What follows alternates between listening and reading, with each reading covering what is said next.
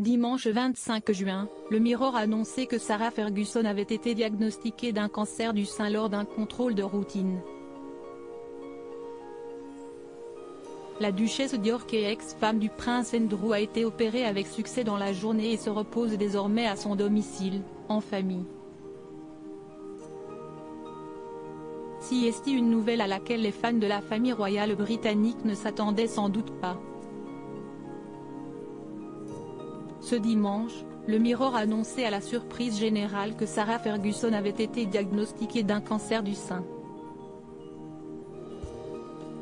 C'est lors d'un contrôle de routine il y a quelques jours que les cellules cancéreuses ont été diagnostiquées, poussant les médecins à agir au plus vite.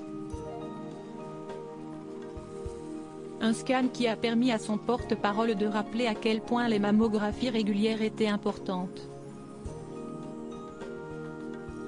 La duchesse d'York a donc été opérée ce dimanche à l'hôpital King Edward VII dans le centre de Londres, avec succès.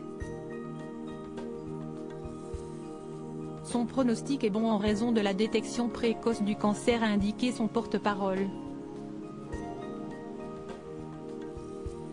La duchesse souhaite exprimer son immense gratitude envers le personnel médical qui l'a soutenue ces derniers jours.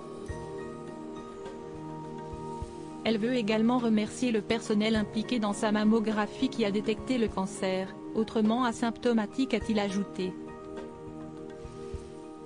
Des mois difficiles suite à cette opération, l'ex-épouse du prince Andrew a pu reprendre le chemin de son domicile de Windsor, dans le Berkshire, pour se reposer avec les siens.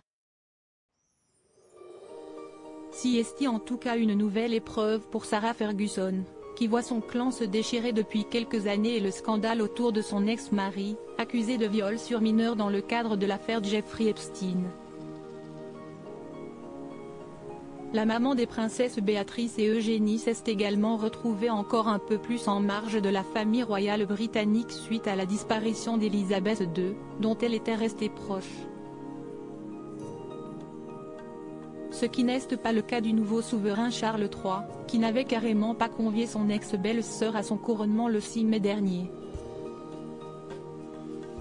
Un événement auquel Fergie avait néanmoins assisté, entouré des pensionnaires d'une maison de retraite. Et des corgis de la reine, dont elle s'est vue confier la garde. Des toutous qui vont désormais pouvoir lui tenir compagnie pendant qu'elle récupère de son opération.